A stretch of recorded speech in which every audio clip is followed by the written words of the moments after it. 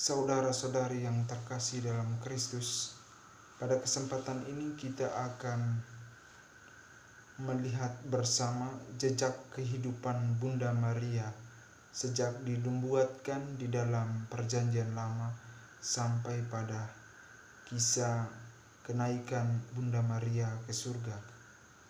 Saudara-saudari yang terkasih, kita juga akan belajar dari Bunda Maria.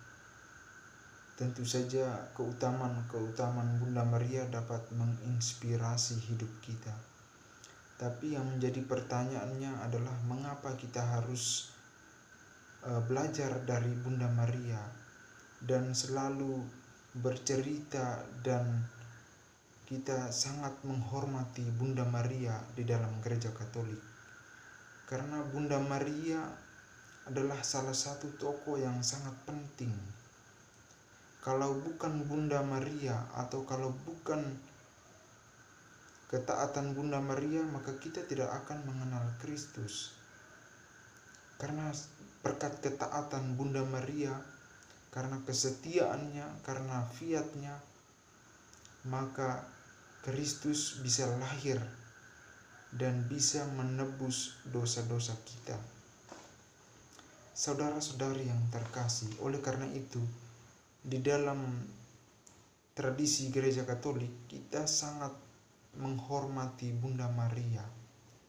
Kita bukan menyembah Bunda Maria, tetapi menghormati Bunda Maria sebagai ibu yang telah melahirkan Yesus Sang Penebus itu.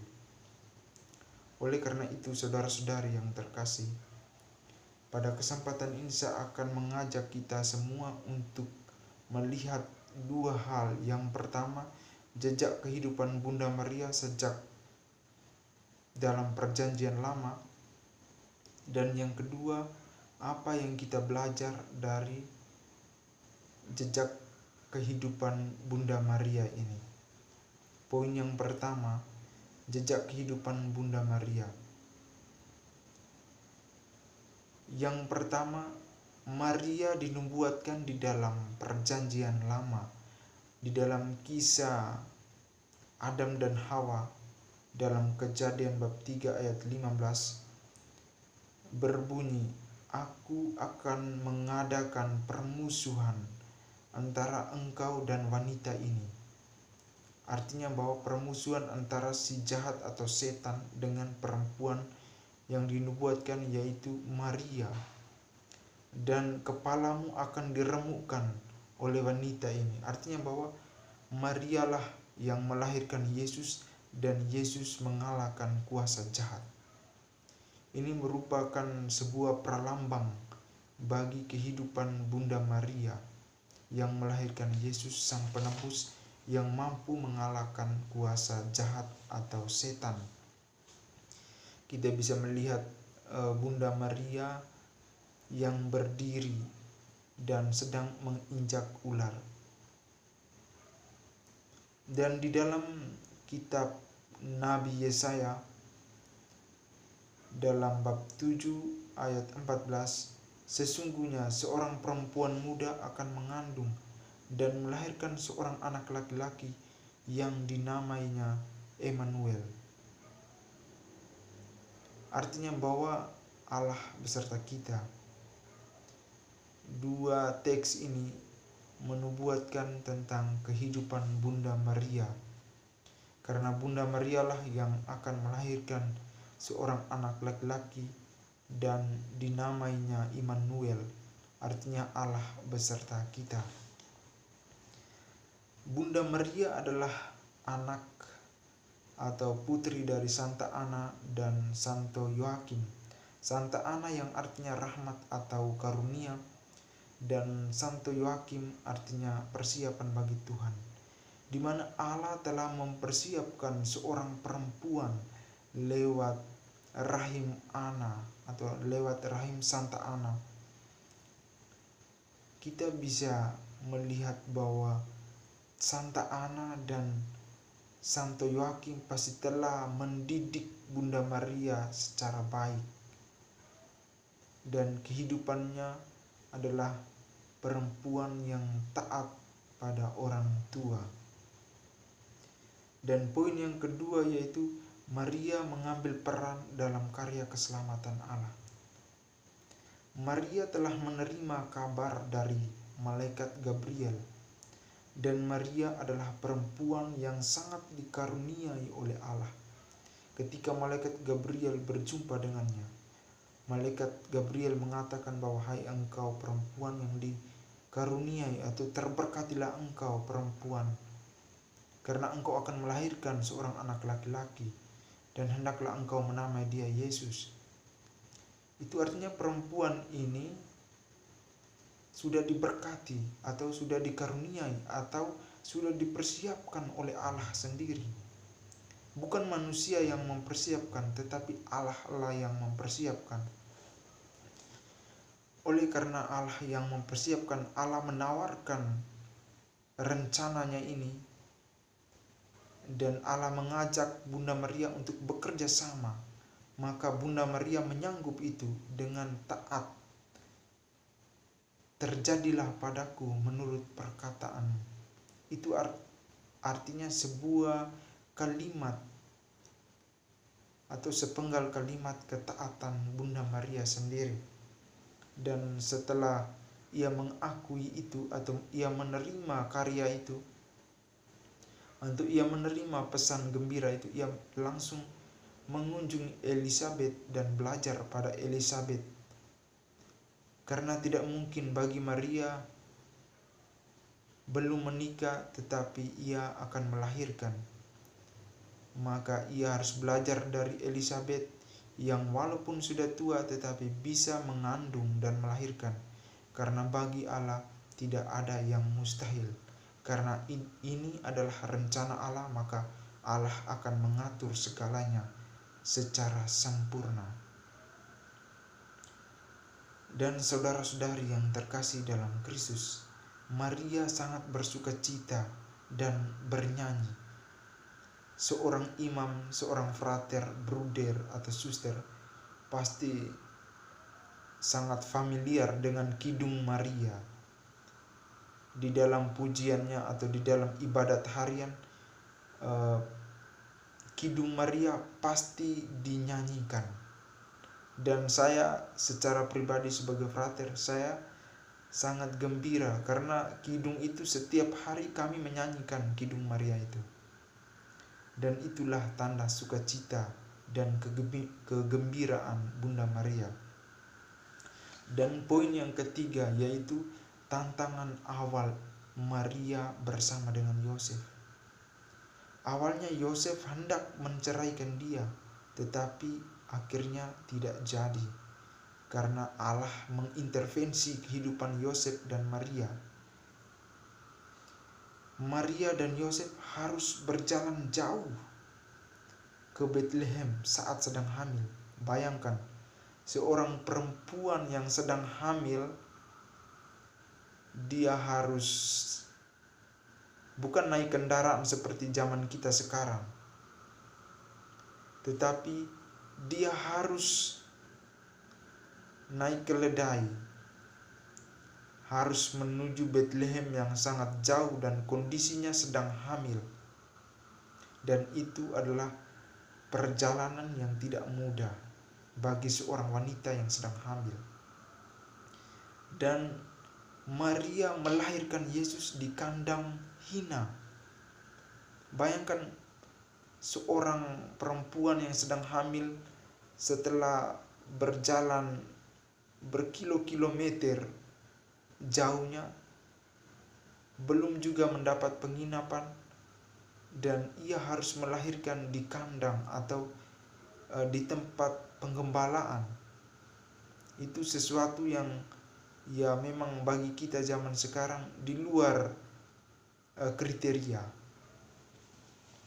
Saudara-saudari yang terkasih dalam Kristus, poin yang keempat yaitu Maria terbuka bagi orang lain, ramah dan menyambut siapa saja. Dalam kisah Maria menyambut para gembala yang sederhana, menunjukkan bahwa Maria tidak menutup diri, tetapi dia terbuka ketika ia harus melahirkan putra Allah, yaitu Yesus, ia tidak, istilahnya zaman sekarang, dia tidak kikir atau dia tidak tertutup, tetapi terbuka pada orang lain yang ingin mengunjungi Yesus. Dan Maria menyunat dan mempersembahkan Yesus di bait Allah. Dan saat itulah Maria menerima nubuat dari Simeon, di mana anak ini akan menjatuhkan dan akan menimbulkan perbantahan, dan sebuah pedang akan menembus jiwa Maria sendiri. Itulah Maria mendengar sendiri apa yang akan terjadi pada dirinya, tetapi Maria menyambutnya dengan tenang karena ia selalu simpan di dalam hatinya. Dan poin yang berikut adalah Maria menyambut tiga raja dari daerah Irak yang kemarin Paus kunjungi itu. 3 raja dari daerah-daerah Irak. Mereka membawa emas dan lain-lain. Mereka datang untuk menyembah Yesus. Dan Maria terbuka untuk menerima mereka. Dan poin yang kelima yaitu tantangan yang lain, yaitu keluarga Yosef mengungsi ke Mesir. Maria dan Yosef harus mengungsi ke Mesir karena Yesus hampir dibunuh oleh raja yang serakah akan kekuasaan itu. Dan bayangkan perjalanan jauh ke Mesir dan mereka harus hidup sebagai pengungsi di Mesir. Yang berikut, Maria dan Yosef kembali dari Mesir ketika mendengar kabar bahwa yang si jahat atau raja yang rakus akan kekuasaan telah meninggal, maka mereka kembali ke Mesir. Maria dan Yosef mencari Yesus di bait Allah, merupakan tindakan kepedulian mereka untuk mencari Yesus, dan akhirnya mereka menemukan Yesus. Poin yang keenam yaitu Maria mohon pada Yesus untuk menolong keluarga yang sedang kesulitan saat perkawinan di Kana. Dan poin yang ketujuh yaitu Maria menyertai jalan salib Yesus. Inilah perjalanan yang semakin berat yang dirasakan oleh Maria sendiri. Ia datang untuk menguatkan sang putranya di Via Dolorosa saat perjalanan jalan salib Yesus itu. Ia setia hingga Golgota. Maria menjadi ibu kita, dan Maria menampung darah dan air dari lambungnya Yesus. Ketika Yesus meninggal atau Yesus wafat, Maria menyaksikan sendiri apa yang terjadi pada putranya, di mana kesusahannya sejak kelahiran Yesus sampai pada penderitaan dan kematiannya di kayu salib. Maria menyaksikan wafat itu, dan dengan pelukan mesra ia memeluk anaknya yang telah wafat itu di pangkuannya dengan berlumuran darah. Dan Maria juga terlibat dalam pemakaman Yesus. Akhirnya saudara-saudari, Maria setelah pemakaman, Maria bersama para murid menantikan Roh Kudus, dan peristiwa terakhir adalah Maria naik ke surga. Saudara-saudari yang terkasih dalam Kristus, apa yang sebenarnya kita pelajari dari jejak kehidupan Bunda Maria ini? Yang pertama adalah kita jangan lari dari rencana Allah. Kita harus mengikuti rencana Allah apapun yang terjadi. Karena Allah yang menciptakan kita, Ia merencanakan yang terbaik untuk kita. Dan yang kedua, kita berani mengambil resiko untuk berperan dalam karya keselamatan Allah. Walaupun kita diejek, dihina sebagai orang Katolik sekalipun, kita berani untuk mengambil peran dalam karya keselamatan Allah. Dan yang keempat, kita terbuka pada orang lain. Belajar dari Bunda Maria, terbuka untuk menyambut orang lain walaupun kita dalam kondisi sulit. Maria sulit melahirkan Yesus di kandang atau di tempat penggembalaan, tetapi ia berusaha untuk menyambut mereka yang mau mengunjungi Yesus. Apakah kita sedang dalam kesulitan, kita mampu untuk menyambut orang datang ke rumah kita, atau mampu untuk menghibur orang lain, atau mampu menerima orang lain yang juga saat itu berkonflik atau bermasalah dengan kita. Yang berikut, kita harus berani menghadapi tantangan seperti Maria. Berani untuk bertindak kreatif. Dan kita harus kuat dan teguh menjadi orang Katolik. Jangan takut, karena Allah selalu menyertai kita. Bayangkan, kita belajar dari Maria. Maria yang menyertai perjalanan putranya. Apakah kita juga menyertai perjalanan hidup Yesus yang penuh derita karena dosa-dosa kita? Maka saudara-saudari yang terkasih dalam Kristus, poin yang terakhir yang menjadi pesannya itu, hendaklah kita mohon Roh Kudus, karena Roh Kuduslah yang akan memimpin hidup kita dan menuntun hidup kita.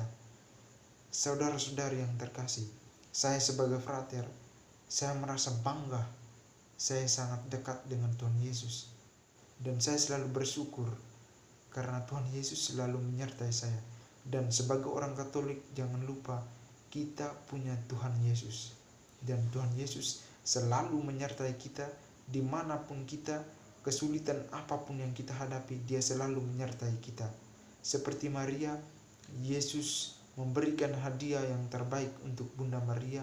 Maria diangkat ke surga dan menjadi ratu surga dan menjadi bunda gereja yang kita hormati sampai sekarang. Semoga Tuhan memberkati kita. Amin.